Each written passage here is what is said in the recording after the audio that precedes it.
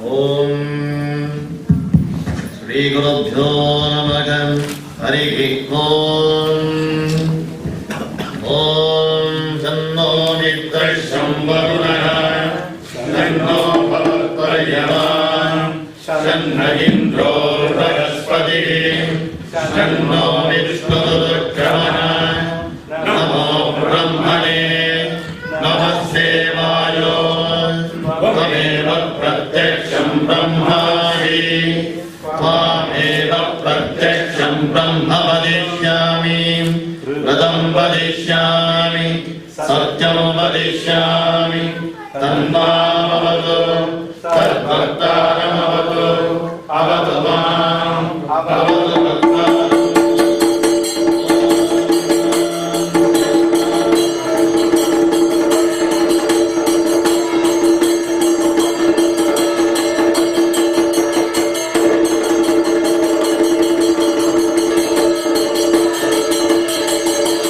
I'm very glad to inaugurate this unique conference of Eastern and Western scholars in our Sri Krishna Vrindavana for this Jnana Sutra. In the Kshetram of Annabrahma, we are very glad to have the unique program of Jnana Sutra meeting white and brown here. So we are very glad to invite the scholars from all over America here to give their views and to share their jnana. Very much into knowledge, so that I am very glad to have this kind of Jnana Sutra in our Krishna Vrindavana, and I am very glad to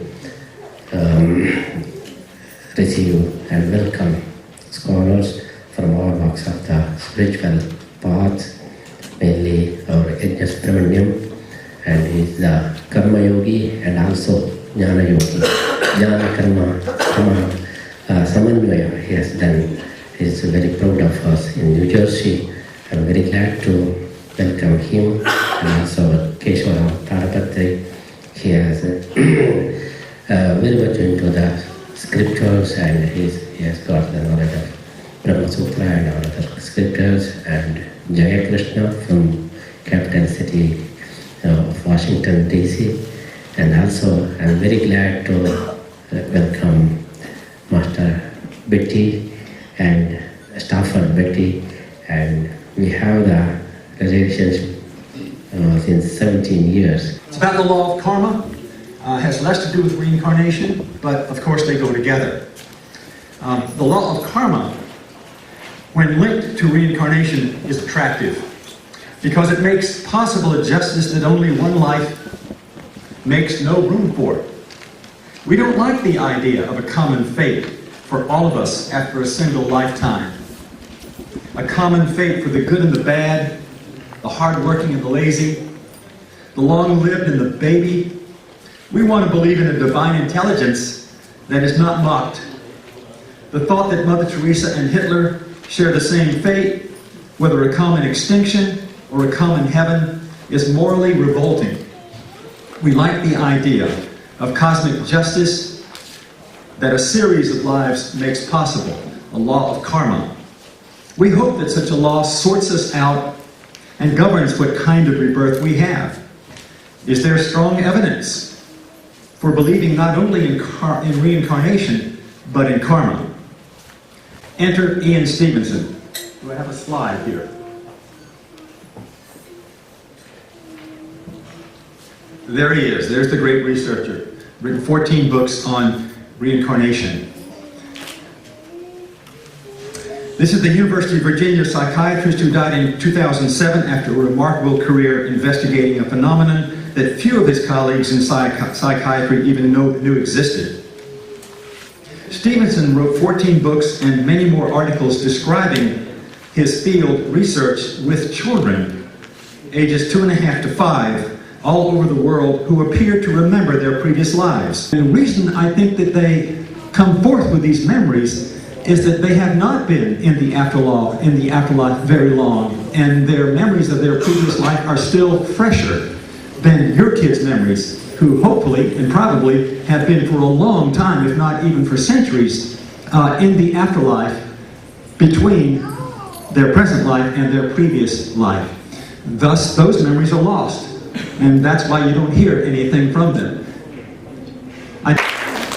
We'll continue on the journey of karma. Our next speaker here is Sri Keshava Kadipatri. As many of you may know, he's a very ardent devotee here. He's always here in the temple. And he has done a lot of research and activity in several areas. I'll read a brief description about him. Particularly his focus is on the Dvaita philosophy. That's where his expertise and master and research lies. He's a very sought of speaker. I've listened to him a couple of times myself. And he is honored by our own Swamiji as a Sthan Vidwan of Putike Matavritti. So let's welcome Sri Keshava Kadipatri. After being Sashtanga Namaskaras to our beloved Swamiji, it's beyond, I can't even describe in words the kind of relationship we have with our Swamiji. He's always there, take care of us like a parent. And after paying his due respects to him, and also after paying due respects to all of you for coming to this one, I'll talk about a little bit about the karma's complexity of the karma. After listening the speech of Professor Stafford Reddy, you probably understood how complex the karma is. So I'm going to continue. And he gave an incident where, a lot of people died in the same accident, same thing. Did they commit the same kind of karma to come there? Probably this is a good evidence. Probably we all have done some kind of the same kind of karma that we have assembled here to talk about the karma. So probably that is a little bit of evidence that we do have to believe in that kind of a philosophy. And when we say that karma is complex, what does this complexity mean? Like Swami was saying, Jnana, it's the today's important topic. When we talk about karma, also we talk about the Jnana about the karma. When you say karma is complex, that means Durgneyatva or Dushakata. It's what is called Karma Sarupa Jnana is Dushaka. This is so difficult to understand. So complexity means it's highly difficult to comprehend. So the Jnana about the karma itself is so difficult to have. Number 17, where it says Akarmanasya Bodhavyam, there akarma means not performing an action that is in the context. That means whatever is there. And in verse number 5 of chapter 3, when it says akarma is not possible, akarma kruta, akarma is not possible means not performing any action. So there's a difference. Let me explain to you with an example. For example, by a prayer, it's a satkarma. Now, giving trouble to somebody who's praying, or tell somebody, oh, don't pray, dissuading somebody, obstructing the prayer is a bad karma. Now, akarma in this context is not praying, but doing something else. The person is not doing any prayer, not obstructing anyone else. He is just going on his own business without anything. So, the akarma that is mentioned in chapter 4, verse number 17 is not doing the karma in question, whereas the akarma that is mentioned in verse number 5 chapter 3 is akarma of any kind, not doing any action. So it's not possible not to do any action, that's not possible, but not to do a particular action, that's possible, we can do something else. So that's why there's no self-contradiction. That means there is a lot of reliability in the scriptural verse. So now we kind of start getting some It's my privilege to introduce the next speaker, Sri Yajna Subramaniam ji. He needs no introduction, but I think it's only fair I give him a few words here. He's the chairman of Sringeri Vidya Foundation, and he's the editor of Paramartha Tattvam. He's a well-known teacher of Hindu scriptures. He organizes various conferences, various spiritual activities. Sir, I will be doing you a disrespect if I stop talking about your titles, but I'll just share two of them, Dharmatma and Dharma Chakravarti. I'm sure there's a lot more, but to my small mind, those are the two I remember very well. He's going to speak to us today about where everything will reach. That is, everything at the end of the day, karma, afterlife, before life, no matter what, reaches only one place. That's Lord Sri Krishna. It's our honor and privilege again to welcome Sri Yagna Subramanya. When Adi Shankara wrote Viveka Chudamani, he wrote a shloka there. Moksha Karana Samagriyam Bhaktireva Gariyasi. He made a statement. Among all instruments leading towards moksha, Bhakti is supreme. Bhaktireva Gariyasi, supermost. And he didn't stop there. Because he has to define what bhakti is next. Karma is bhakti. Upasana is bhakti. Karmi, becoming a karma yogi, is an act of bhakti only.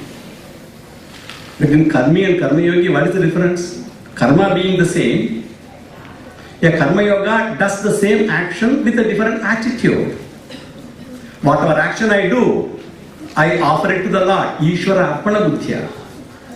And whatever comes as the result of my action, I take it as a prasada from the Lord. Ishvara Prasada Buddhi.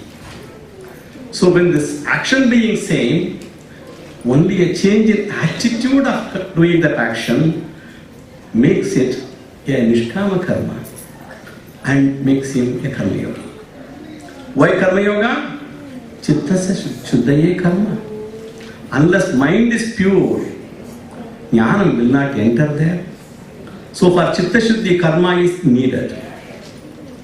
But mind is pure. Great. You have a great, beautiful white screen. You want to draw a picture. Screen is great. But the screen should be firm. It cannot be moving around. So Chitta Ekagrata is needed. For that you need Upasana.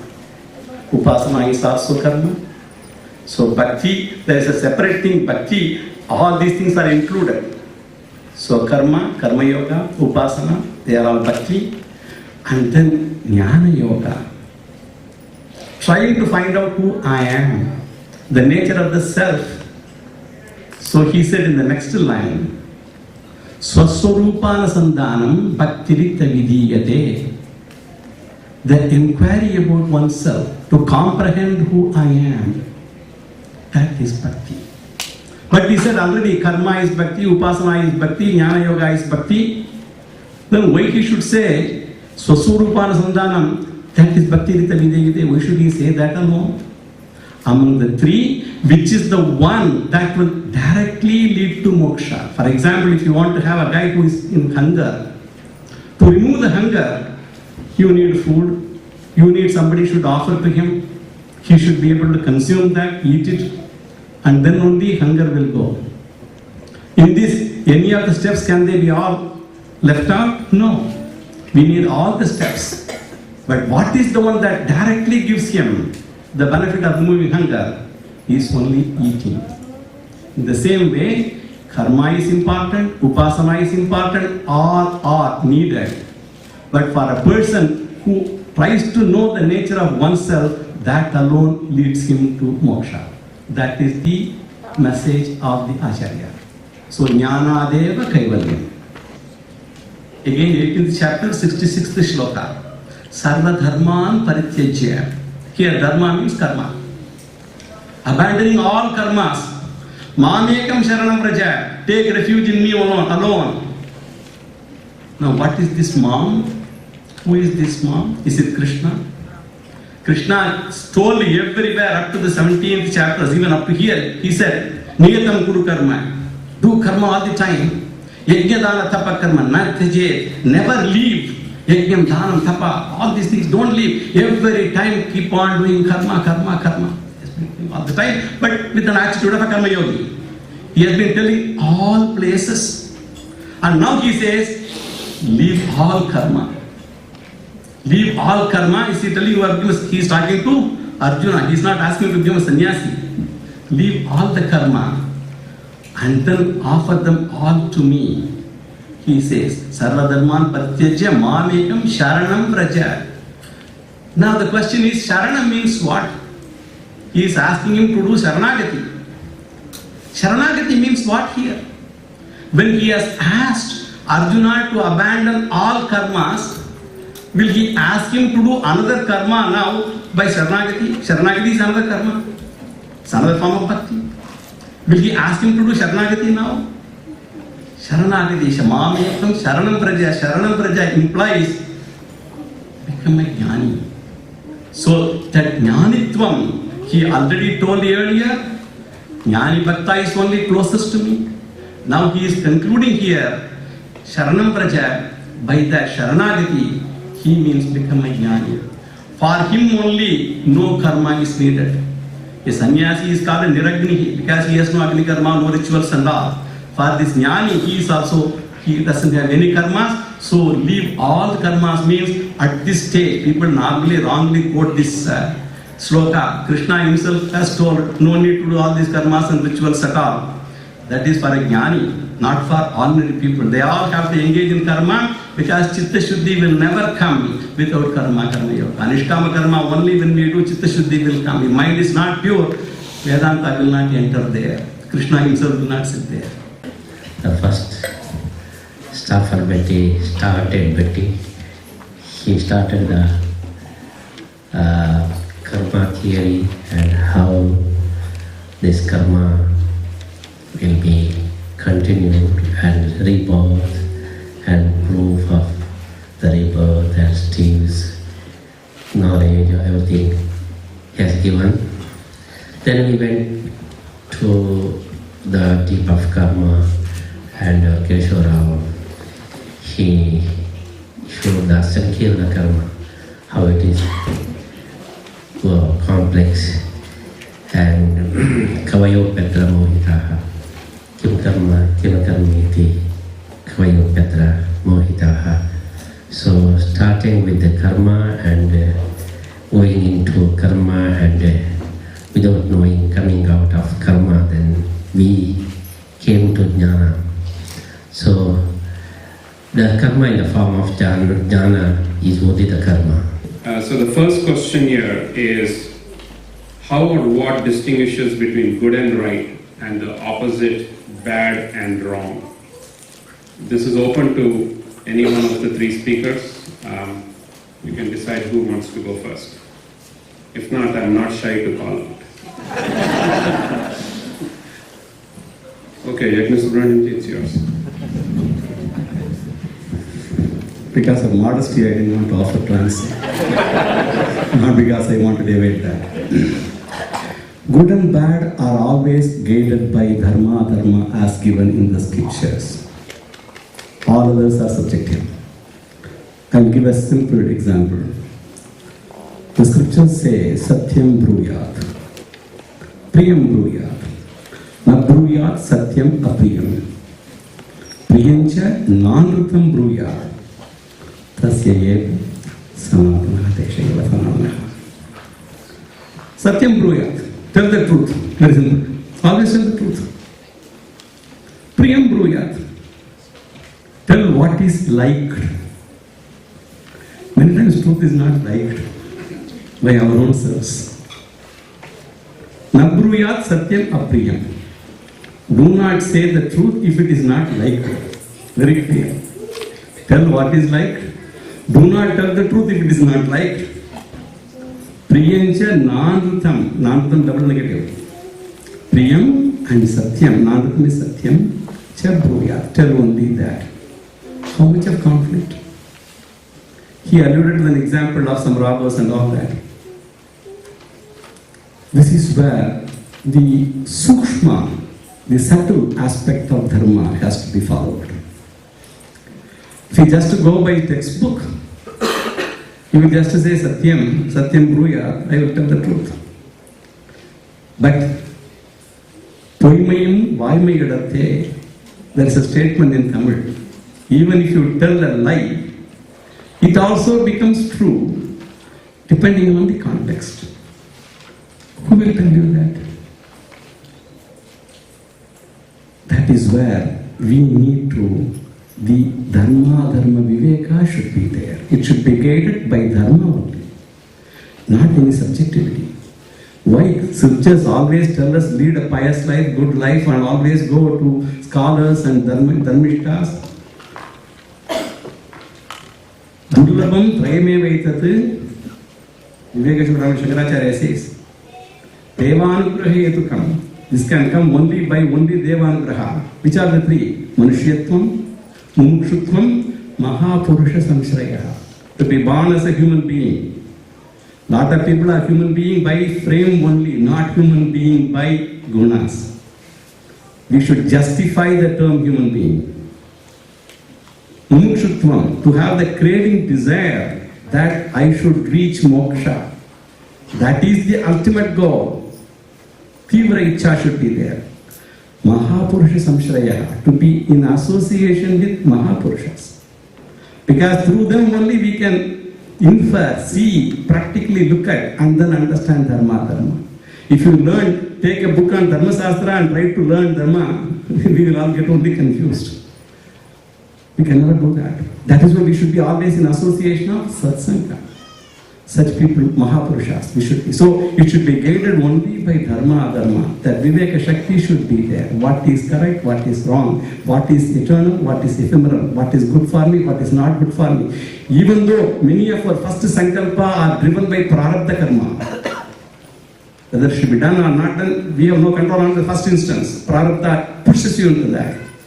But God has given the humans the free will. We should use that and see whether it is something I want to fan it up more or I want to clip it in the butt. Use that. And for that we have to have the Sat-Buddhi.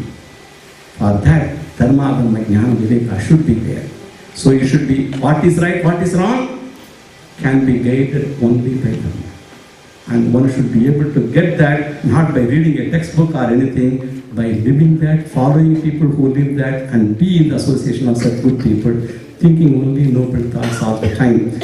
Let not any other evil thought, any thought that could be detrimental to our progress, come across my thoughts at all. It probably piggybacks on the question that we just asked. If you cannot read and write, you are an illiterate, and you can't read Bhagavad Gita, as Keshava said. How do you get into Jnana?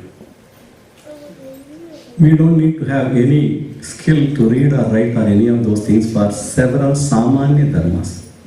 Satyam vada, tell the truth all the time. That is the knowledge of any literature or anything needed for this. Ahimsa, do not hurt anybody even unintentionally. Hurting is not only physically, even don't use any harsh words to them. And for people, gives them encouraging words. Somebody does something good, you have done something good. Somebody is in distress, tell them that God will take care of you. If you need anything, I am there. I know these things are. So these are all samanya dharmas. If you do even this, you see the drishtapalam. You see how that person is immediately relieved of whatever. You have not done anything to him at all yet. You only spoke some words. But if people can follow the samanya dharmas without even having to know any other big things, that will make them feel good over a period of time. And by living like that, that itself is adequate. That is a karma yoga by itself. So even those things, they can be followed by anybody, whether they are literate or illiterate. But I'm going to mainly be coming from this Gaudiya Vaishnava perspective, and I'll talk about what that means in a minute. If you could slide forward. A lot of what I'm going to be talking about is from a book that I've written, Hindu Theology and Biology. Next slide, please. We've got the Purusha, or consciousness. We've got the external world over on your right. And then the physical and subtle bodies, the Stula and Sukshma Shariras, mediating between the physical world and Purusha, consciousness. It says the Atman is awareness. It pervades the body. It is of the nature of consciousness and bliss. It is the referent of the word I. When we say I, we're referring to the Atman. There is a different self in each body, different Atman in each body. It's indivisible, can't be broken down into other parts. It is eternally pure. Furthermore, it has the intrinsic characteristics of apprehension, agency, and qualitative experience.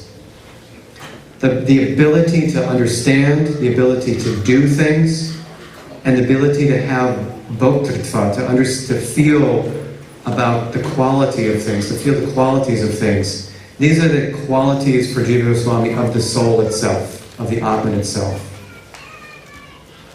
This is from his book called the Paramatma Sandarbha, section 19.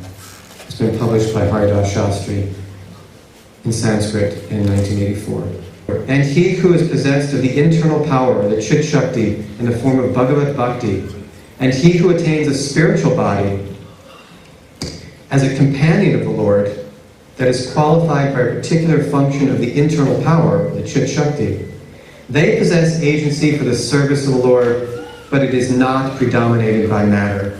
He wanted to argue that there's a world called Vaikuntha, in which the soul, the Atman, takes on a spiritual body, and it's able to exercise its nija dharma of kartritva, its innate ability to do things.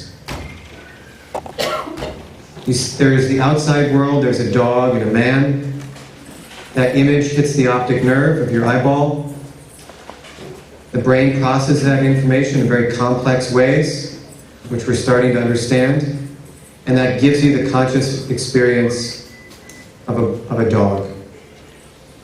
For Western neuroscience, for the most part, that's it. You don't need anything more than an external world and a brain in order to have consciousness. Conscious perceptual experience. I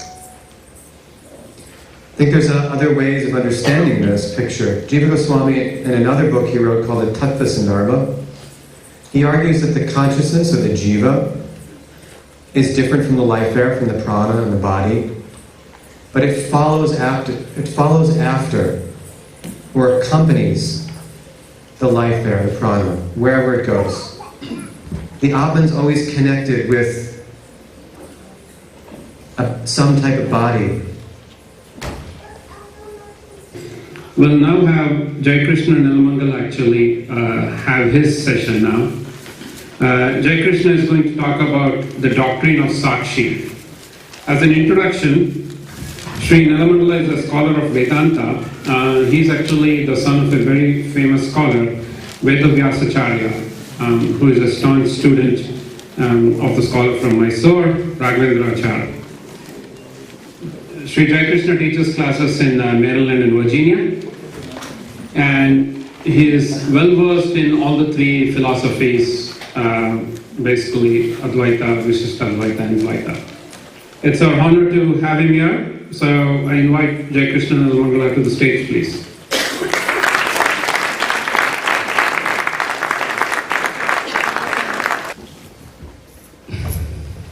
Two types of knowledge. Alright? We will talk about it a little bit. However you look at it, our own experience is the starting point of all philosophy. A philosophy which kind of ignores the starting point is only good on paper. Right?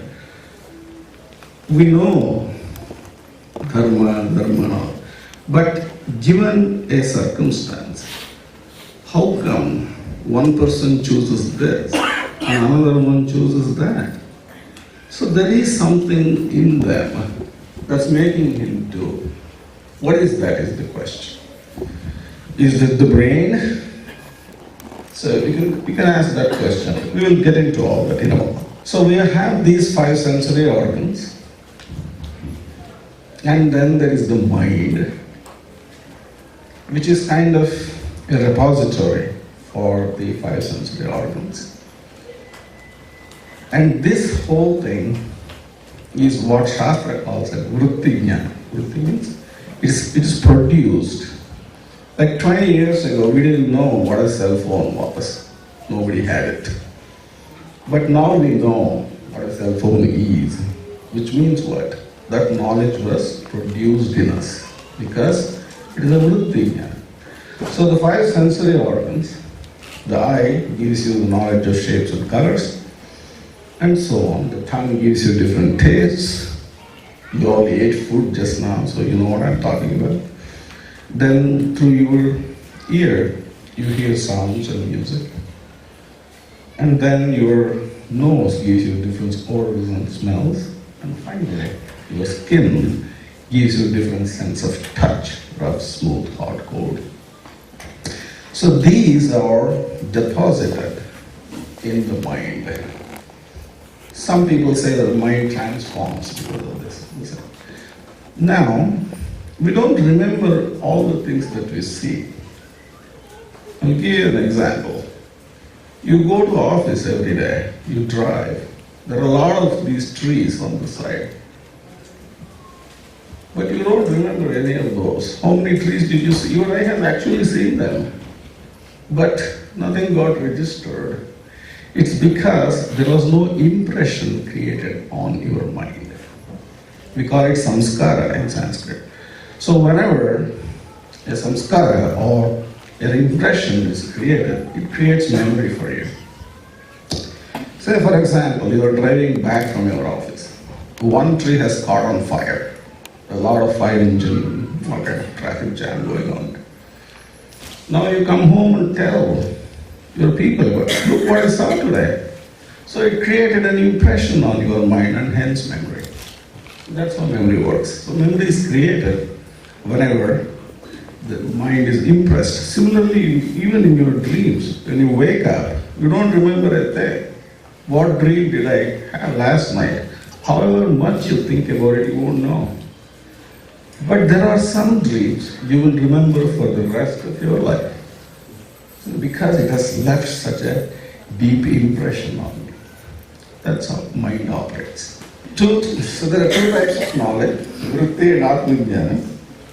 And we also go through three different states. The waking, hopefully you're all in that state now, some of you may not be.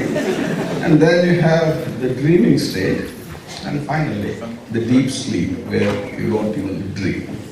Of course, Upanishads also talk about a fourth state called Turiya. We will not bring that here today. So if you examine all the pieces of knowledge we have, we can divide it into two. There are certain types of knowledge which are doubtless. One of them is my own identity. You never sit there and think, am I me or my brother? Nobody thinks like that, isn't it? Or when you are happy, you don't get a doubt, am I happy or sad? You don't get that doubt. Similarly, when you are sad, you don't get the doubt, am I sad or not? All such experiential type of knowledge is doubtless. So there is somebody in you which when comprehends, it will become doubtless for you. That is Sat. So the knowledge comprehended by Sakshi is always doubtless. There is no doubt about it. And more importantly, this is a great contribution by Acharya Madhva. He says, there is no such thing as ayata artha. Om Jnana Jnananjana Shalakaya Chakshurinmilitam Yena Tasmai Shri Gurave Namaha. I was originally thinking to just express some questions I had and take the opportunity of Vidvans and Swamiji to receive answers to some questions. So I might make a few of those in the course of speaking. Otherwise, I'm going to speak something about Patanjali's Yoga Sutra and yoga in general, and also seek Swamiji's views on some of the subjects that are raised. Okay.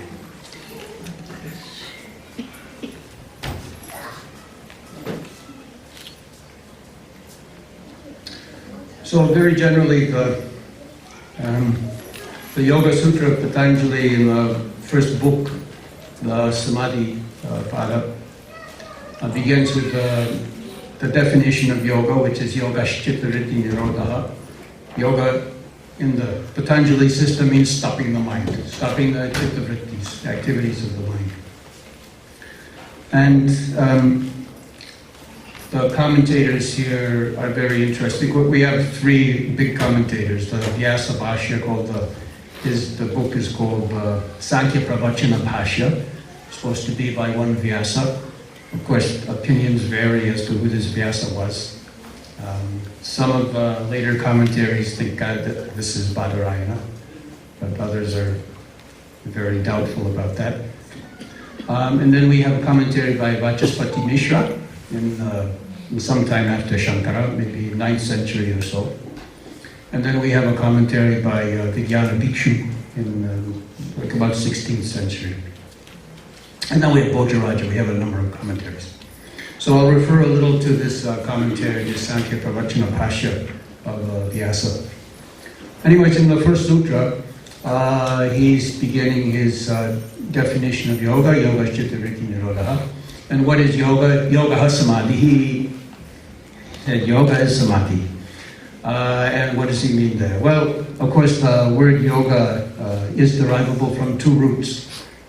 Yuj meaning yoga or samyoga, combining, or yoga meaning samadha, in the sense of intense concentration, intense meditation. And when we have of course the yoga, the term can mean many things in the Gita. Sometimes it means upaya, or means, it can mean combining. But here in the Yoga Sutra, it seems to be quite different. It seems to be just a concentration. And one later commentator on the Gita makes the note that in contrast to the Gita, where the yoga is uniting or connecting, rather the yoga in the Yoga Sutra is really dividing. rather than connecting, it's dividing. But the lower Vairagya, how do you cultivate it? Say you haven't had that experience yet, then how are you going to be? Now it's interesting, I was just reading in Ishopanishad, in Jayatirtha's commentary on the second verse of that Ishavasya Upanishad. And he is kind of summarizing the first verse, and he says, Krishnavich Jeda Vat Svochita Karmanushtanam Avashitamiti began. Yeah? And I'm always caught by this, with the first words, Krishnavich Jeda Vat Svochita Karmanushtanam Avashitam Iti. And his use of vocabulary there with the Trishna. Of course, this Trishna, we have it a lot in Vedanta philosophy. I teach Hinduism and I teach Buddhism also at Rutgers. And of course, Buddha's first realization is the Four Noble Truths. And the first truth is dukkha, there is suffering. And very in line with Yoga Sutra, right? Sarvamidam dukkham, we have in Yoga Sutra, dukkhalayam ashashvatam, dukkha. And the second noble truth was the cause of dukkha. Where does it come from? And in the Buddhist, the line of, well, it's the same as originally the cause of everything is avidya. Avidya, some root ignorance, which in the Pali they call avidya. But in the line of cause, the chain of causal chain from the original ignorance up to dukkha, midway there's something called Trishna. Krishna or desire, which they call in Pali tanha. Tanha is the Pali word of Krishna. So I'm just thinking about that, and I wonder if Swami had any words about that. And also, I have some questions from Bhagavatam in the beginning. I love Bhagavatam, Swamiji knows that. And I used to spend a lot of time with Bananji Govindacharya also talking about Bhagavatam verses. And I'm always interested in this second verse of Bhagavatam. Dharma prochita kaitavotra paramonya matsaranam satam vedyam vastavam vastu shivadam.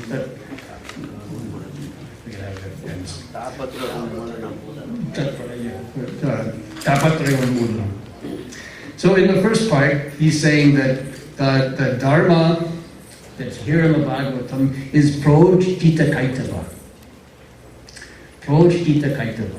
Now, kaitava is taken as a kind of a cheating or a deception, misleading, and then whatever kinds of kaitava there are projita. Not only ujjita, uprooted, removed, but projjita. Different people have comments about this. Sridhar Swami, the old commentator on the Gita, he says here that prashabdena mokshapi sandirapi nirastaha. Prashabdena, from the projjita, the prashabdena mokshapi sandirapi nirastaha. Even the desire for moksha should be tyaktha. And then a little later in the verse, so this is what question maybe you could say, and later in the verse you see the same line, Dharma projita kaita votra paramonyir matsaranam satam. This Bhagavatam is meant for those who are near matsara, those who are non-envious, no matsarya. And I always wondered why, this shlok, this verse, not a shloka, but this verse from Bhagavatam is considered the verse which indicates the adhikaram for the study of the Bhagavatam. So you can say something, maybe this is indicated by this Dharma projita kaitava, but even more so directly by this niyamatsaram. So why here? I mean, there's many kind of indications of adhikar for study of the book, but why Nirmatsara has such a special place?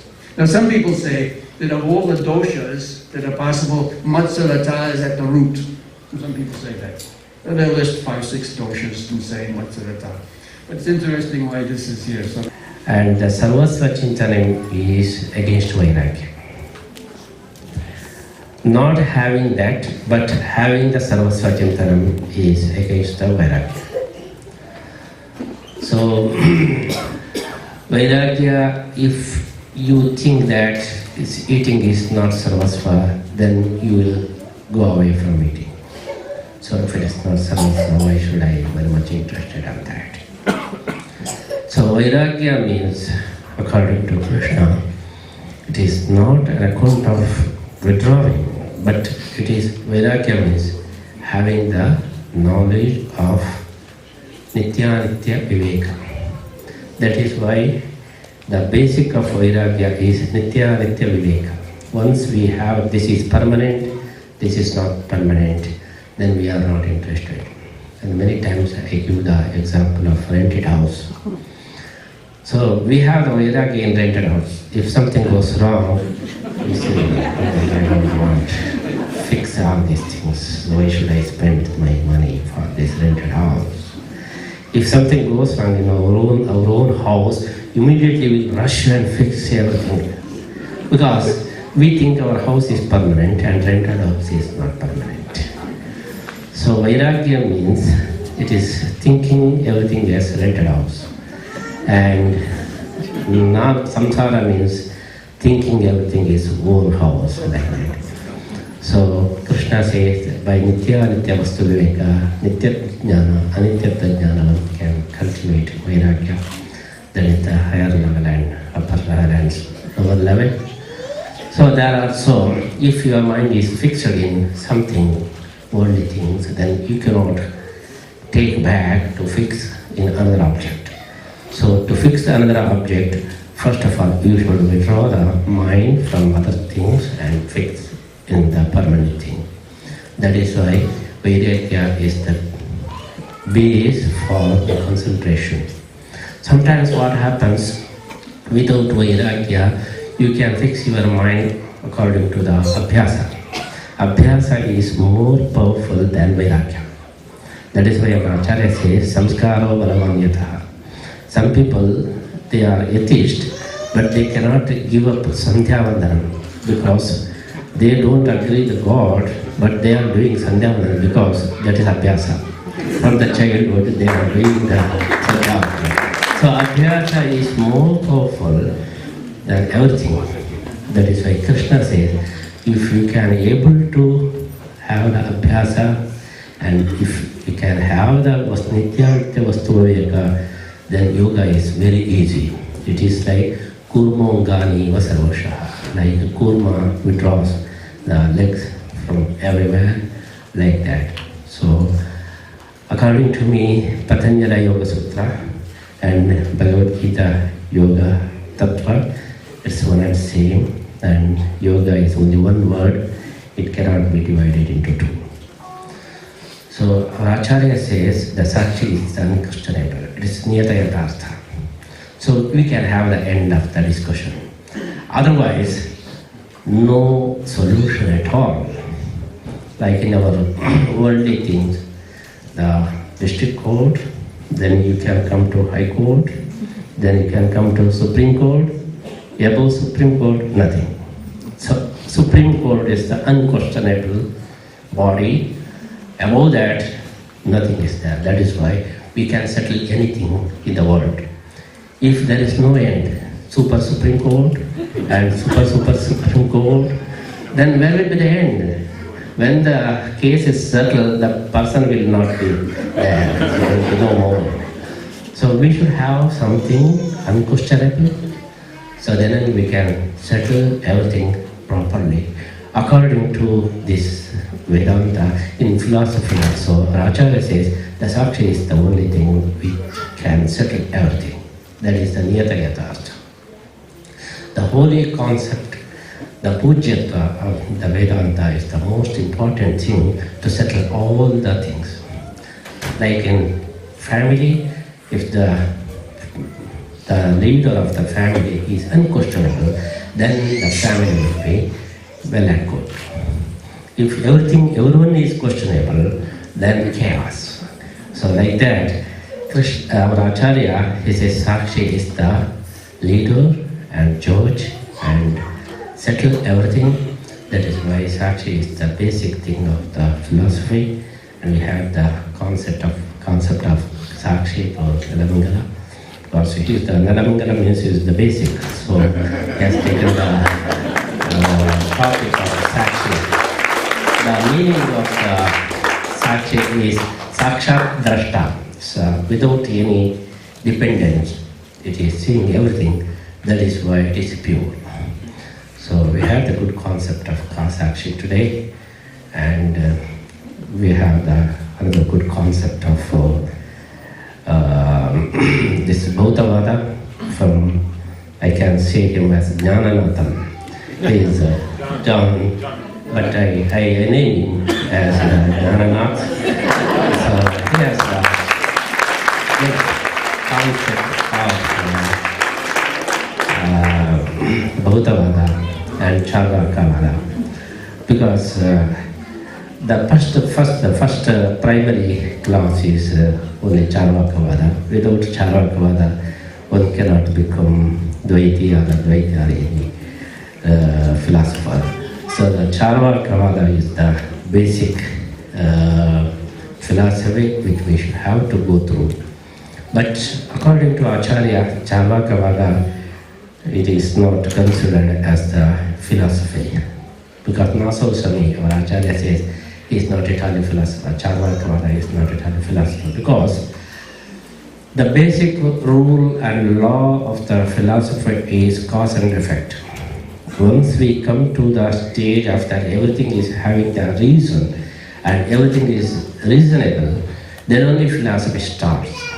If you accept the Charvakavada, then you are going to accept that no reason at all, everything is accidental. So according to the Charvakavada, so if there is no soul, then the question will remain, why someone is suffering a lot and why someone is enjoying more? What is the reason for that? So Charvaka can say no. If any philosopher will say there is no reason, then he is not at all a philosopher. So Acharya says, Nasu Samai. So Acharya, he is not very much particular about condemning the Charvakavada, because he is not accepting the basic law, that the basic law of science or religion is anything in this world should have the reason, should have the cause. That is only the basic, the primary thing. If the Charvakavada is not going to accept that, then we cannot take that Charvakavada as the further debate. That is the comment from our Acharya. But it is very interesting because Charvakavada is most attractive among all other philosophies.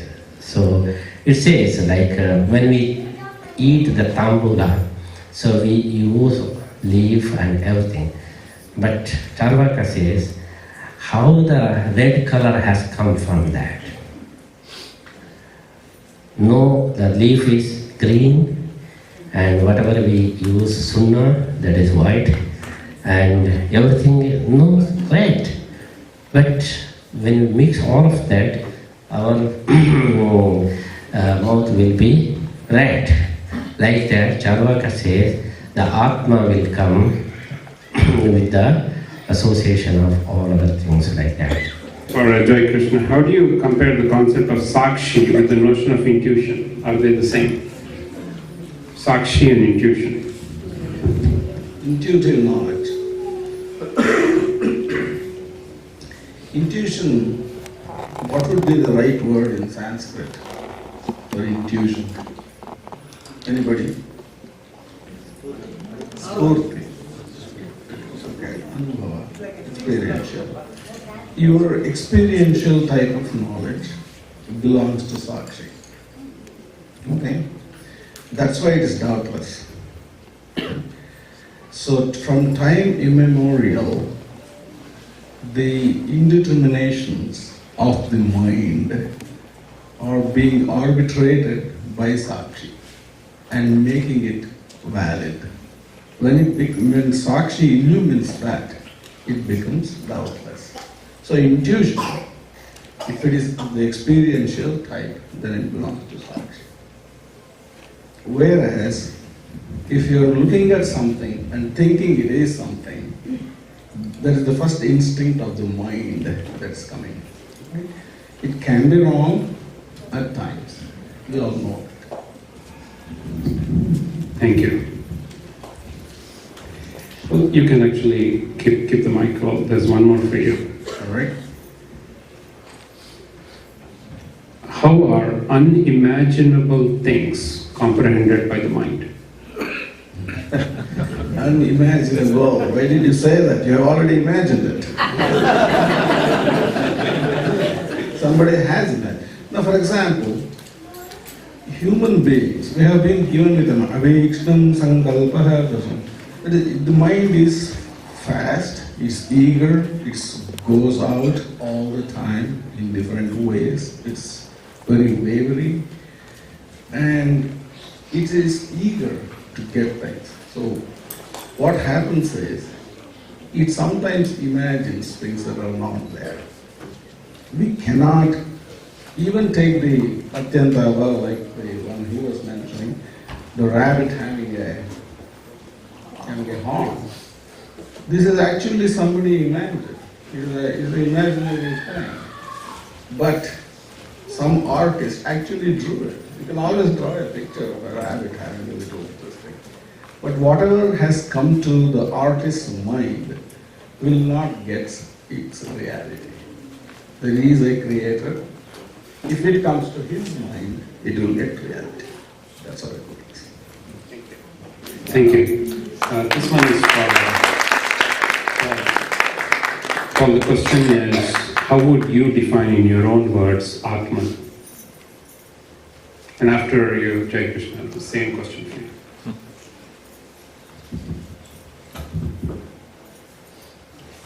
I don't have a definition handy. Okay, that's fine. We'll pass it on. Eternal consciousness. All right. How do you define an apple? Anybody? You have seen an apple. You have not seen an Atma though, but you know you have seen an apple, you have eaten it. So if somebody asks you the question, how do you define an apple? What will you say? There are a set of unique attributes in a certain fruit which we have called apple. Is it not so? That's what an apple is. In Sanskrit, that is called the Swarupa of that Vastu Swarupa. Similarly, Atma, Jivatma, has his own Swarupa. Atma as Paramatma has his own Swarupa, which is quite different from the Jivatma Swarupa. What is the Swarupa of Jivatma? That's what you are essentially asking. It is Satchidananda Swarupa. Sat, Chit, Ananda. Because if our Swarupa, by our own Swarupa, we can't say the three are different, because what is called Savishesha Veda. The three can be talked about as though he has three separate attributes. Actually, they are integrated into one. Where there is identity, this Veda Karya, that is the Vishesha. Anyway, I'm not going to go through the doctrine of Vishesha here, but the point is, Satchidananda Swarupa is Atma. That's what Atma is.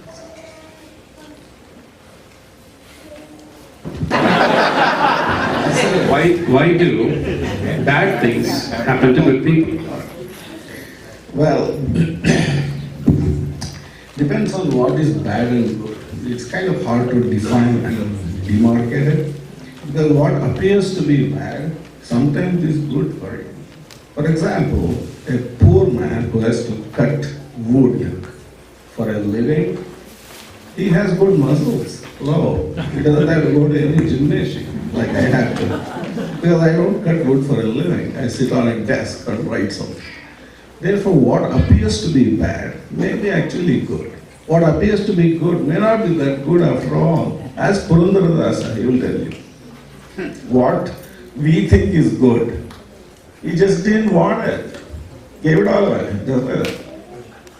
Therefore, our distinction of good and bad and our understanding of God, that's what makes the difference. Ishvara yato guna doshavadi sattve acharya.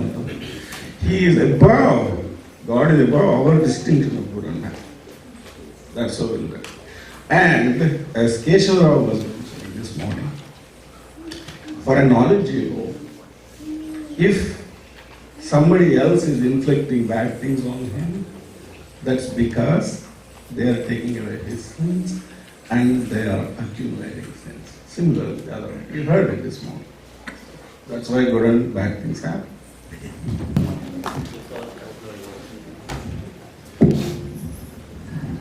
Before concluding, I want to share two compliments for this unique session.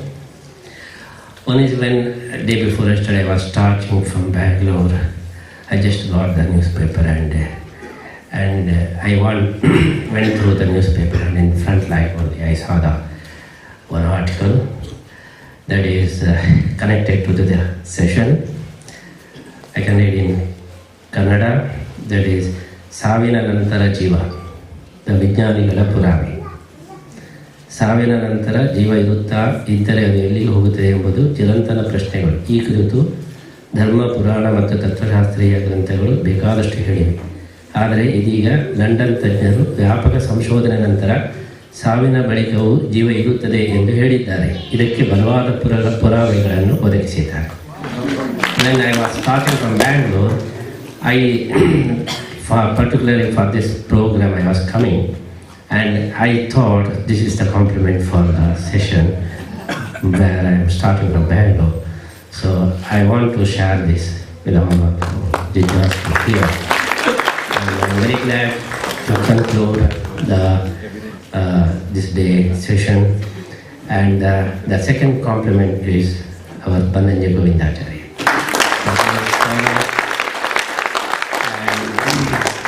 This is a sign that the session is accepted by Lord Sri Krishna, because Krishna is sending the connected person to declare that it is reached to me. So from the morning we have the discussions and after discussions. So during that time, if a big scholar comes, it says that it has reached to Lord Sri Krishna. So I am welcoming representative of Lord Krishna from Udupi, the first time to the Sri Krishna Vrindavan. And today, when Pandanya Govindacharya had come, then Nelamangala had felt nervous because he was named as Bananja Govindacharya. Now he has become Bananja. So I'm very glad to have all three scholars here who have given the great lectures, and it is preservable, and I'm very glad to congratulate them and felicitate them here. And also I'm very glad to have Staffel Betty who started the discussion here, and this is the title I can get from Nelamangala, that East meets West. So today it has come true in Sri Krishna Vrindavan, the very first time in the history of Krishna Vrindavan, or maybe in the history of US, United States. The Eastern scholars and traditional scholars are meeting the Western scholars. I think this is the bridge we have from India to US, and it's like Anjaneya, he found Sita in Lanka, and we are like Anjaneya, we are finding knowledge here also in US. So the bridge is built by Anjaneya here, so that many Jnaana, they can walk either way here to there, so that the bridge will be strengthened and two nations will be strengthened, totally the society will be strengthened. So I am very glad to conclude this session, and tomorrow also we are going to conclude that, and we will see more people than today tomorrow.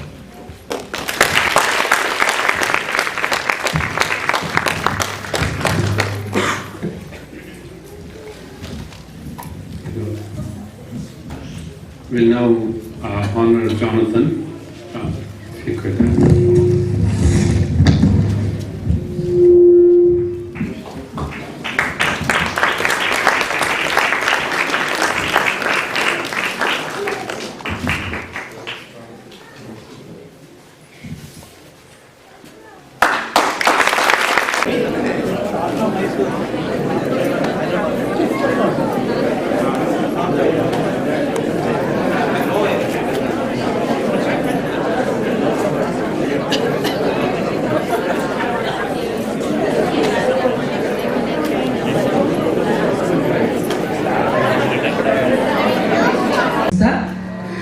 ಇವತ್ತಿನ ಈ ಕಾರ್ಯಕ್ರಮ ಕೃಷ್ಣ ವೃಂದಾವನ ಹಾಗೂ KCO ಬೃಂದಾವನ ಇಬ್ಬರು ಸೇರಿ ಈ ಸಿತಾರ್ ವಾದನವಾದ ಕಾರ್ಯಕ್ರಮವನ್ನು ಆಯೋಜಿಸ್ಕೊಂಡಿದ್ದೀವಿ.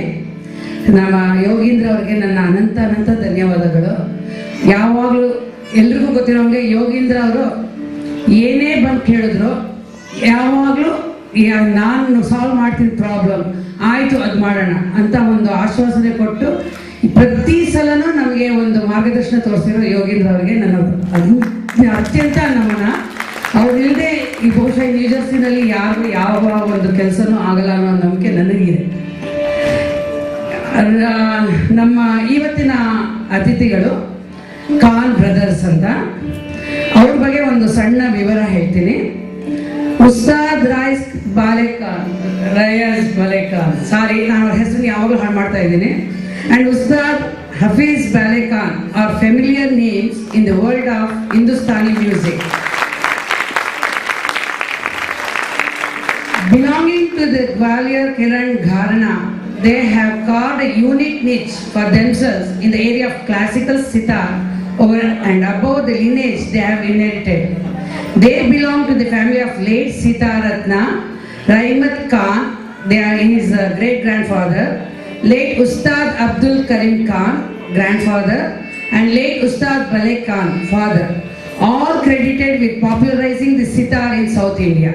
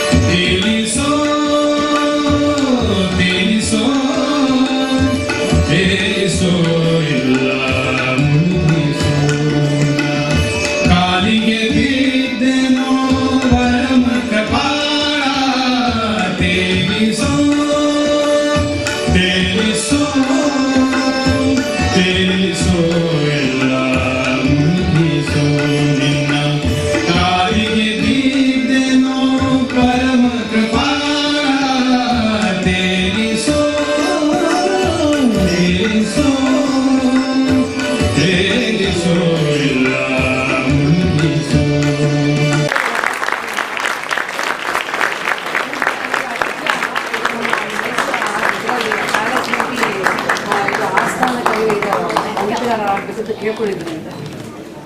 ಇವರು ಹಫೀಸ್ ಅಂತ ತಮ್ಮ.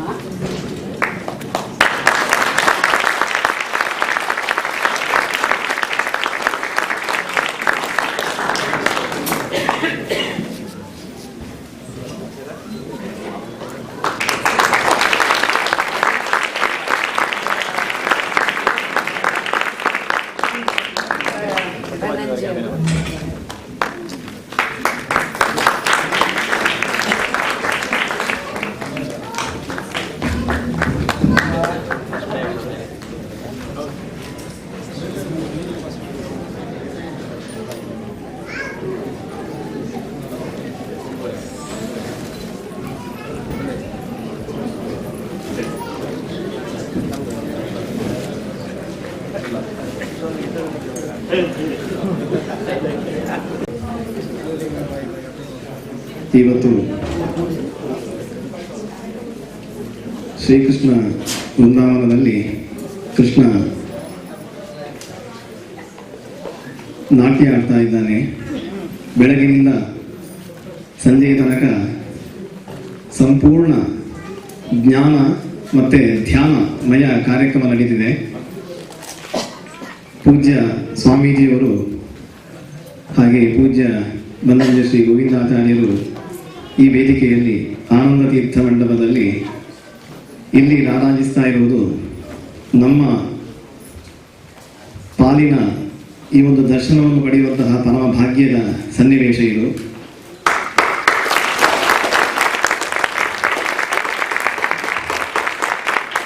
ಪೂಜ್ಯ ಸ್ವಾಮೀಜಿಯವರು ಕಲಿಯುಗದ ಜನರ ಉದ್ಧಾರಕ್ಕೋಸ್ಕರ ಕೃಷ್ಣನನ್ನು ಕಡಲಿನಿಂದ ಎತ್ತಿ ತಂದು ಉಡುಪಿಯಲ್ಲಿ ನಿಲ್ಲಿಸಿ ಅನುಗ್ರಹ ಮಾಡಿದಂತಹ ಮಧ್ವಾಚಾರ್ಯರ ಪ್ರತೀಕ ಅಂತಾದರೆ ನಮ್ಮ ತಾನಿಗೆ ಹಾಗೆಯೇ ಬನ್ನಂಜೆ ಶ್ರೀ ಗೋವಿಂದಾಚಾರ್ಯರು ಮಾತಾಡುವ ಮಧ್ವಾಚಾರ್ಯರು.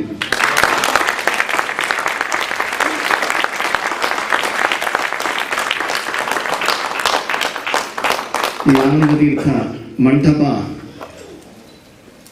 ಉದ್ಘಾಟನೆ ಆಗಿ 1 ವರ್ಷದೊಳಗೆ ಇಷ್ಟೆಲ್ಲ ಜ್ಞಾನ ಕಾರ್ಯಗಳು, ಹಾಗೆಯೇ ಇಲ್ಲಿ ಸಂಗೀತೋತ್ಸವ, ಒಂದೇ ದಿವಸದಲ್ಲಿ 500ಕ್ಕೂ ಹೆಚ್ಚು ಜನ ಬಂದು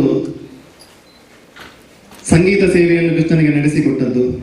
ಹಾಗೆಯೇ ಉದ್ಘಾಟನೆ ದಿವಸವೇ ಆಗಿದ್ದಂತಹ ವೈಭವ ಉಪೇತವಾದಂತಹ ಕಲ್ಯಾಣೋತ್ಸವ, ಶ್ರೀನಿವಾಸ ಕಲ್ಯಾಣೋತ್ಸವ, ಹಾಗೆಯೇ ಮತ್ತೆ ನಂತರದಲ್ಲಿ ಜರುಗಿದಂತಹ ನೃತ್ಯೋತ್ಸವ, ಒಂದೇ ದಿವಸದಲ್ಲಿ ಸುಮಾರು 500 ಜನ ನೃತ್ಯ ಕಲಾವಿದರು ಈ ವೇದಿಕೆಯಲ್ಲಿ ನಾಟ್ಯ ಸೇವೆಯನ್ನು ಕೃಷ್ಣನಿಗೆ ನಡೆಸಿಕೊಟ್ಟದ್ದು.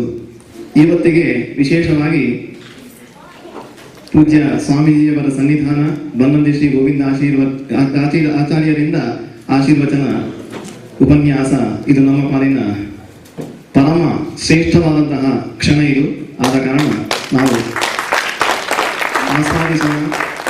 ಪೂಜ್ಯ ಬನ್ನಂಜೆ ಗೋವಿಂದಾಚಾರ್ಯರು ಉಪನ್ಯಾಸದ ಮೂಲಕ ಅನುಗ್ರಹ ಮಾಡಬೇಕು ಅಂತ ಸವಿನಯ ಪ್ರಾರ್ಥನೆ.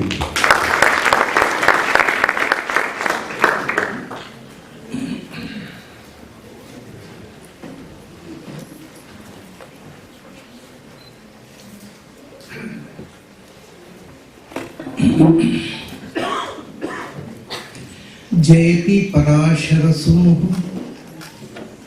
सत्यवती हृदय नंदनो व्यासः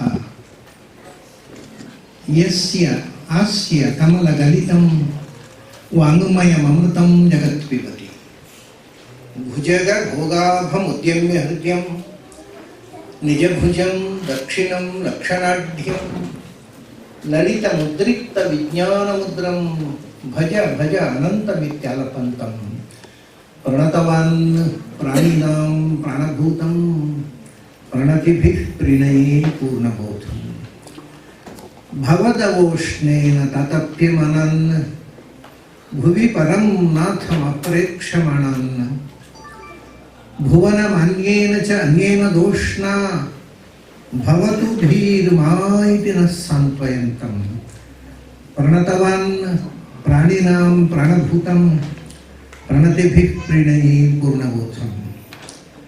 पूज्य श्रीपादरे ಮತ್ತು ನನ್ನ ಅಧ್ಯಾತ್ಮ ಬಂಧುಗಳೇ, ನಾನು ಯಾವಾಗಲೂ ಒಂದು ಮಾತು ಹೇಳ್ತೀನಿ. ಯಾಕೆಂದರೆ ಇವತ್ತು ಬೆಳಗಿಂದ ಸಂಜೆ ತನಕ ನೀವು ಇಂಗ್ಲೀಷ್ನ ಸಂವಾದಗಳನ್ನು ಕೇಳಿದಿರಿ, ನಾನು ಕೇಳಿಸ್ಕೊಂಡೆ.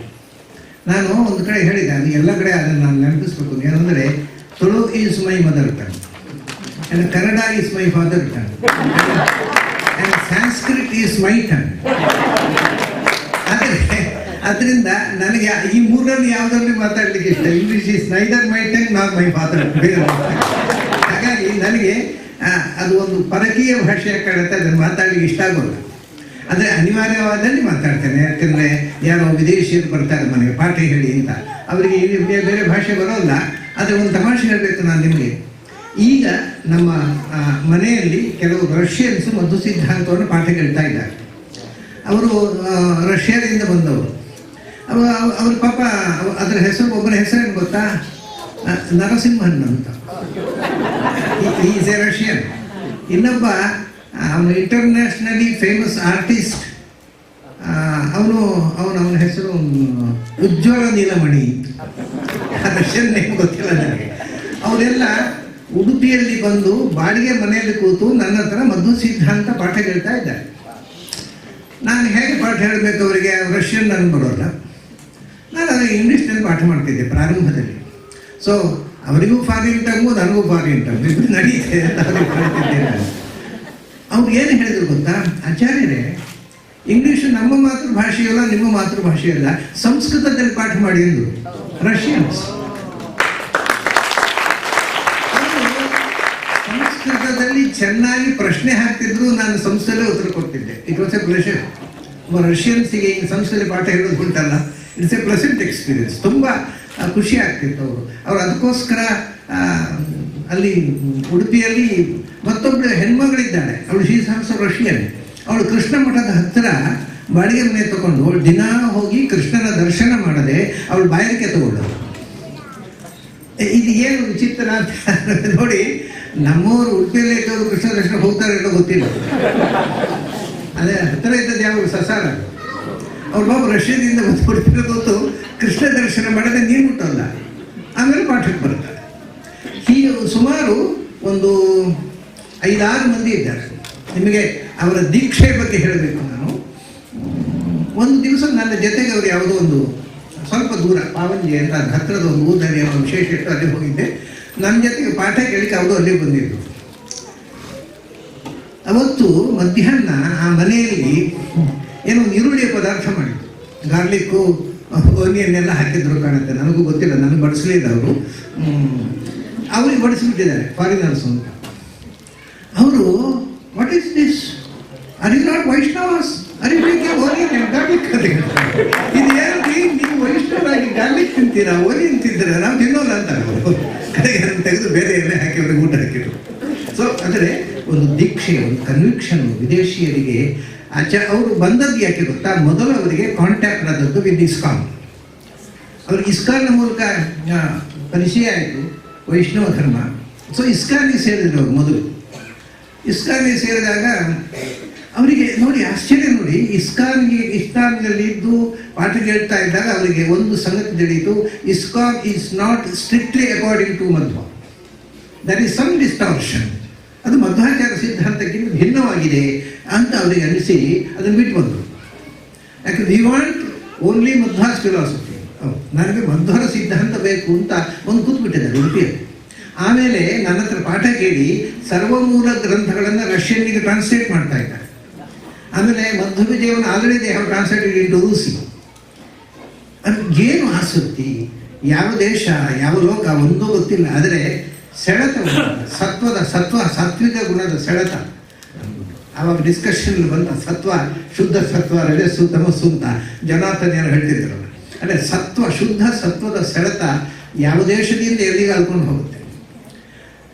ಇಲ್ಲಿ ಆಗ ಮಾತಾಡಿದ್ರಲ್ಲ ಪಾಲ್, ಅವರ ಹೆಸರು ಈಗ ಪಾಲ್ ಅಂತ ಕರೀತಾರೆ ಅವರು, ಮಿಸ್ಟರ್ ಪಾಲ್ ಅಂತ ಅವರ ಹೆಸರು.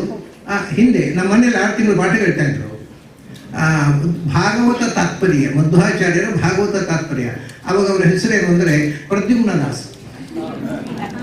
ನಾನು ಕೇಳಿದೆ what is your American name, I don't want to tell. ಅದನ್ನು ನೆನಪು ರಿಕಲೆಕ್ಟೆಡ್, ನನಗೆ ನೆನಪು ಮಾಡ್ಕೊಳ್ಳೋದು ಇಷ್ಟೇ ಇಲ್ಲ, ನಾನು ಆ ಹೆಸರು ಹೇಳೋಲ್ಲ, my name is Pradyumnadas, it is all.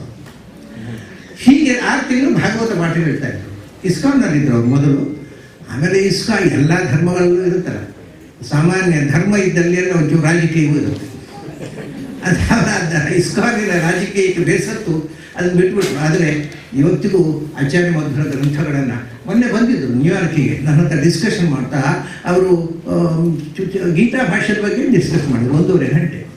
ಆಚಾರ್ಯರ ಗೀತಾ ಭಾಷೆದ ಬಗ್ಗೆ ಇವತ್ತಿಗೂ ಆಚಾರ್ಯರ ಬಗ್ಗೆ ತುಂಬ ಆಧಾರ ಇಟ್ಕೊಂಡಿದ್ದಾರೆ. ಬಟ್ ಇಸ್ಕಾನ್ ಬಿಟ್ಟಿದ್ದಾರೆ. ಯಾಕೆ ಹೇಳಿದೆ ಅಂದರೆ, ಒಂದೊಂದು ಸರ್ತಿ ನಮ್ಮಲ್ಲಿ ಕೆಲವರಿಗೆ ವಿದೇಶಕ್ಕೆ ಹೋದರೆ ಮೇಲಿಗೆ ಅಂತ ಪುತಿಯ ಶ್ರೀಗಳವರು ತುಂಬ ಅನುಭವಿಸಿದ್ದಾರೆ, ತುಂಬ ಯಾತನೆ ಅನುಭವಿಸಿದ್ದಾರೆ. ಫ್ರೀಯಾಗಿ ಕೊಡಬಾರ್ದು, ಕೃಷ್ಣನ ಪೂಜೆ ಮಾಡಬಾರ್ದು. ಕೃಷ್ಣನೇ ಹಡಗಿನಲ್ಲಿ ದ್ವಾರಕೆಗೆ ಹೋಗಿ ಅವನು ಮೊದಲು ಸಮುದ್ರಯಾನ ಮಾಡಿ ಅಲ್ಲಿ ಊರಿನವ್ರನ್ನ ಕರ್ಕೊಂಡು ಹೋದ ಕೃಷ್ಣನೇ ಮೊದಲು ಸಮುದ್ರಯಾನ ಮಾಡಿದವ ಕೃಷ್ಣ. ಅವನ ಭಕ್ತರು ಮಾಡಬಾರ್ದಂತೆ ಅಂತ ಹೇಳಿ. ಆಮೇಲೆ ಹನುಮಂತ ಸಮುದ್ರಯಾನ ಮಾಡಿದ, ಕೃಷ್ಣ ಸಮುದ್ರಯಾನ ಮಾಡಿದ, ರಾಮ ಸಮುದ್ರಯಾನ ಮಾಡಿದ. ಅವನು ಪೂಜೆ ಮಾಡೋರು ಹೋಗಬಾರ್ದು ಅಂದ್ರೆ ಹಾಗೆ. ವಿಷಯ ಏನು ಅಂದರೆ ಅವರಿಗೆ ಇನ್ನೂ ಗೊತ್ತಿಲ್ಲ. ಅಲ್ಲಿ ಭಾರತದಲ್ಲಿ ಇರೋರಿಗಿಂತ ಹೆಚ್ಚು ಕೃಷ್ಣ ಭಕ್ತರು ಇಲ್ಲಿದ್ದಾರೆ. ಇನ್ನೊಂದು ತಮಾಷೆ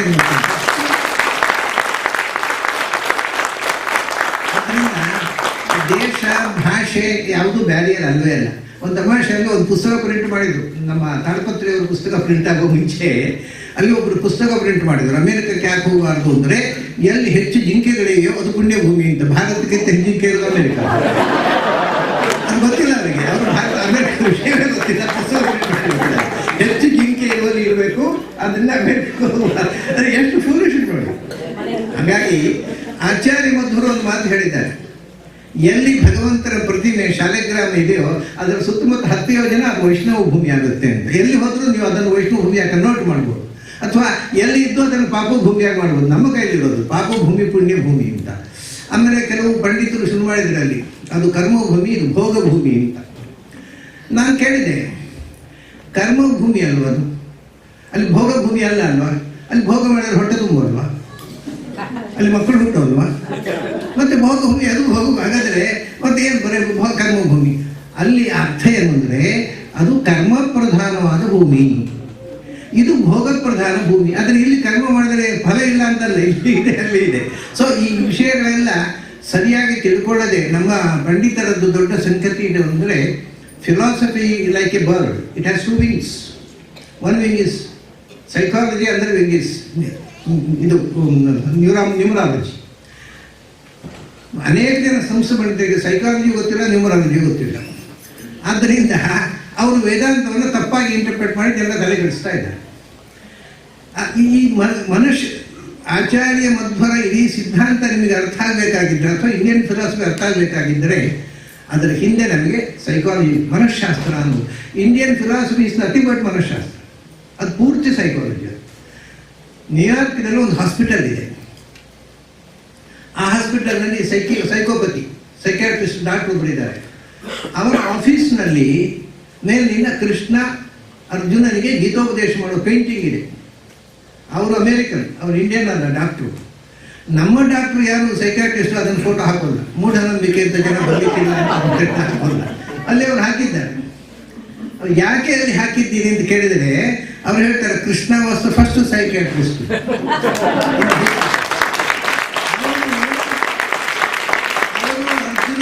ಅರ್ಜುನನಿಗೆ ಸೈಕೋಥೆರಪಿ ಮಾಡಿದ, ಅದರಿಂದ ಯುದ್ಧ ಆಯಿತು, ಆಮೇಲೆ ಧರ್ಮ ಸ್ಥಾಪನೆ ಆಯಿತು. ಅದರಿಂದ ಅವ್ರು ಏನು ಹೇಳಿದ್ರು ಗೊತ್ತಾ, Krishna was the first psychiatrist, we are the ಶಿಷ್ಯಾಸ್ ಆಫ್ ಕೃಷ್ಣ. ನಾವೆಲ್ಲ ಕೃಷ್ಣನ ಹೆಸರು ಹೇಳಿ ದುಡ್ಡು ಮಾಡುವುದು ಅಂತ ಹೇಳಿ. ಇದು ಅಮೇರಿಕನ್ ಡಾಕ್ಟರ್ ಹೇಳಿದಂಥ. ಆದರೆ ನಮ್ಮ ಜನಕ್ಕೆ ಒಂದು ತಮಾಷೆ, ಇಲ್ಲಿಯ ನಾಣ್ಯಗಳಲ್ಲಿ ಇನ್ ಗಾಡ್ ವಿ ಟ್ರಸ್ಟ್ ಅಂತ ಹಾಕ್ತಾರೆ. ಅಲ್ಲಿ ಹಾಗೆ ಹಾಕಿಬಿಟ್ರೆ ಸೆಕ್ಯುಲರಿಸಮ್ ಅದು ಹಾಕಬಾರದು, ದೇವರ ಹೆಸರು ಎತ್ತಬಾರದು. ಭಾರತದಲ್ಲಿ ಸರ್ಕಾರ ತೀರ್ಮಾನ ಮಾಡಿದ್ದಾರೆ. ಶಾಲೆಯಲ್ಲಿ ಮಕ್ಕಳಿಗೆ ಗೀತೆಯ ಉಲ್ಲೇಖ ಮಾಡಬಾರ್ದು, ಗೀತೆಯನ್ನು ಕೋಟ್ ಮಾಡಬಾರ್ದು, ಸೀತಾ ಮತ್ತು ರಾಮ ಅನ್ನೋ ಶಬ್ದಗಳನ್ನು ಟೆಕ್ಸ್ಟ್ ಬುಕ್ನಲ್ಲಿ ಯೂಸ್ ಮಾಡಬಾರ್ದು. ಇದು ಸೆಕ್ಯುಲರಿಸಮ್ ಅಂತ ಅದನ್ನು ನಾವು ಹೇಳಿ ಗುರುತು ಮಾಡಿದೆವು. ಹಾಗಾಗಿ ಎಷ್ಟೋ ವಿಷಯಗಳು, ಅದ್ಭುತವಾದ ವಿಷಯಗಳನ್ನ ಜಗತ್ತಿಗೆ ಕೊಟ್ಟಿದ್ದಾರೆ ಆಚಾರ್ಯರು. ವೈಜ್ಞಾನಿಕವಾಗಿ ನೀವು ನಾನು ಯಾವಾಗಲೂ ಹೇಳೋದು ವಂಡರ್ಸ್ ಆಫ್ ದಿ ವರ್ಲ್ಡ್ ಅಂತ ಎಬ್ರಹಾಮ್ ವರ್ಗೀಸ್ ಅನ್ನೋನು ಅವನು ವಾಷಿಂಗ್ಟನ್ನಲ್ಲಿದ್ದ ಈಗ ಎಲ್ಲಿದ್ದಾನೆ ಗೊತ್ತಿಲ್ಲ. ವಂಡರ್ಸ್ ಆಫ್ ದಿ ವರ್ಲ್ಡ್ ಅಂತ ಒಂದು ಪುಸ್ತಕ ಅಮೆರಿಕದಲ್ಲಿ ಪಬ್ಲಿಷ್ ಆದ ಪುಸ್ತಕ, ನೀವು ಕೆಲವರು ಓದಿರಬಹುದು, ಇಲ್ಲದೆ ದಯವಿಟ್ಟು ಓದಿ, ಗೊತ್ತು ಇಟ್ಟು. ಅವನು ಹೇಳ್ತಾನೆ ಜಗತ್ತಿನಲ್ಲಿ ಇವತ್ತು ಜ್ಞಾನದ 3-4 ಪಿಲ್ಲರ್ಸ್, ಆಧಾರ ಸ್ತಂಭಗಳು, ಜ್ಞಾನ ವಿಜ್ಞಾನ ಬೆಳೀಲಿಕ್ಕೆ ಕಾರಣ ಪುರುಷರು 4 ಉಂಟು. ಅದರಲ್ಲಿ one of them is Madhvacharya. ಮತ್ತೆ ಭಾರತದಲ್ಲಿ ಯಾರ ಹೆಸರು ಮತ್ತೆ 3 ಜನ ವಿದೇಶಿಯರು, ಅದು ಬಿಡಿ. ಆ ಇಡೀ ಪ್ರಪಂಚದ ಜ್ಞಾನದ ಪಂಚಾಂಗ ಹಾಕಿಕೊಟ್ಟ ಮಹಾ ಮೇಧಾವಿಗಳಲ್ಲಿ ಒಬ್ಬರು ಮಧ್ವಾಚಾರ್ಯರು ಅಂತ ಬರೀತಾರೆ. ಅವನು ಚರ್ಚಿನಲ್ಲಿ ಮಧ್ವಾಚಾರ್ಯ ಬಗ್ಗೆ ಭಾಷಣ ಮಾಡ್ತಾನೆ. ಅವನು ಅದ್ರಲ್ಲಿ ಬರೀತಾನೆ, ಮಧ್ವಾಚಾರ್ಯರು he was an intellectual giant, he was a philosopher, he was a wrestler, he was a musician, he was a mountaineer and what not, he was everything ಅಂತ ಬರೀತಾನೆ. ಅದನ್ನು ಮಧ್ವಾಚಾರ್ಯ ಬಗ್ಗೆ ಶಂಕರರನ್ನ ಮೆಚ್ಚೋದಿಲ್ಲ, ಅದು ಅನ್ಸೈಂಟಿಫಿಕ್ ಅಂತ ಹೇಳ್ತಾರೆ. ವಿಷಯ ಏನು ಗೊತ್ತಾ, ಶಂಕರರು ಒಂದೇ ಜೀವ ಎಲ್ಲ ಕಡೆ, ಶರೀರ ಮಾತ್ರ ಬೇರೆ, ಶರೀರ ಹೋದರೆ ಅಖಂಡವಾಗಿ ಒಂದು ಅಂತ ಹೇಳಲ್ಲ. ಅವರ ಕಾಲದಲ್ಲಿ ಅದು ಕರೆಕ್ಟ್ ಇತ್ತು. ಯಾಕೆಂದರೆ ಆವಾಗ ಏನಿತ್ತು ಕಾನ್ಸೆಪ್ಟ್ ಗೊತ್ತಾ, ದ ಸೋಲ್ ಈಸ್ ಆಮ್ನಿಪ್ರೆಸೆಂಟ್. ನನ್ನ ಆತ್ಮವು ಆಮ್ನಿಪ್ರೆಸೆಂಟು, ನಿಮ್ಮ ಆತ್ಮ ಎಷ್ಟು ಆತ್ಮ ಬೇಕು ಹಾಗಾದರೆ? ಶಂಕರ್ ಹೇಳಿದ್ರೆ ಅಷ್ಟೇ, 1000 ಆತ್ಮ ಬೇಡ, ಒಂದು ಆತ್ಮ, ಅದು ಆಮ್ನಿಪ್ರೆಸೆಂಟು. ದೇಹದ ಒಳಗಿರುವುದು ಅದಷ್ಟು, ದೇಹ ಹೋದ್ಮೇಲೆ ಒಂದೇ. So it was perfectly all right. ಆಮೇಲೆ ಸೋಲ್ ಈಸ್ ಆಮ್ನಿಪ್ರೆಸೆಂಟ್ ಅನ್ನೋ ಕಾನ್ಸೆಪ್ಟ್ ಬಿದ್ದು ಹೋಯಿತು. ಜೈನರು ಬಂದರು,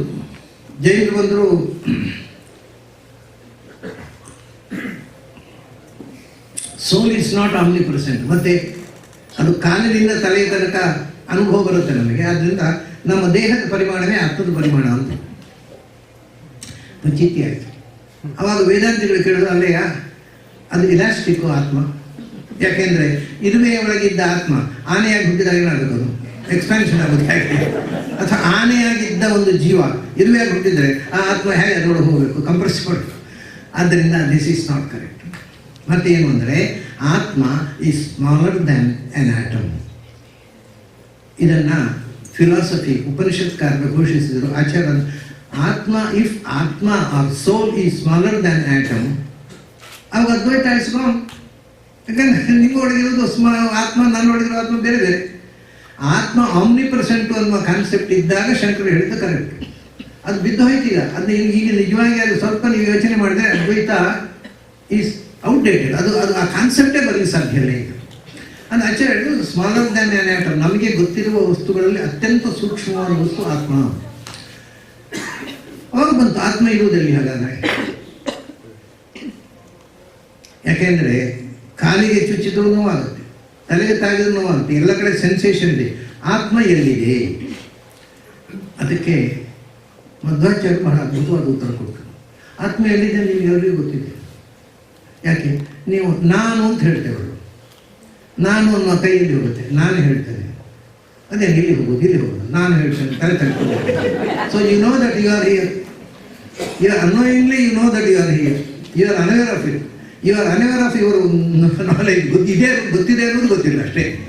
ನಾನು ತಕ್ಷಣ ನಮಗೆ ಸಬ್ಕಾನ್ಷಿಯಸ್ನಲ್ಲಿ ಕೈ ಹೋಗೋದೇ ಇಲ್ಲಿ, ದೇವರು ಇಲ್ಲಿ, ಆಮೇಲೆ ದೇವರಿಗೇ ಗೊತ್ತು, ಅದೇ ಇಲ್ಲಿ ಹೋಗೋದು, ದೇವರಿಗೆ ಗೊತ್ತ ಮೇಲೆ ಗಾಡ್ ಈಸ್ ಎವ್ರಿವೇರ್. ದೇವರಿಗೆ he is everywhere, but still he is above all.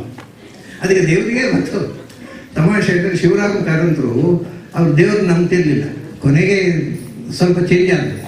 ಅವರು ಪ್ರಾರಂಭದಲ್ಲಿ ದೇವರನ್ನು ನಂಬ್ತಿರ್ಲಿಲ್ಲ. ಒಂದು ಸರ್ತಿ ಅವ್ರೇನೋ ಭಾಷಣ ಮಾಡುವಾಗ ಓ ದೇವರೇ ಅಂತ ಅಂದ್ಬಿಟ್ರು. ಯಾಕೆ ಸ್ವಾಮಿ ನೀವು ಓ ದೇವರ ಕೈ ಮೇಲೆ ಹೋಯ್ತು ಯಾರೋ ಕೇಳಿದ್ರು.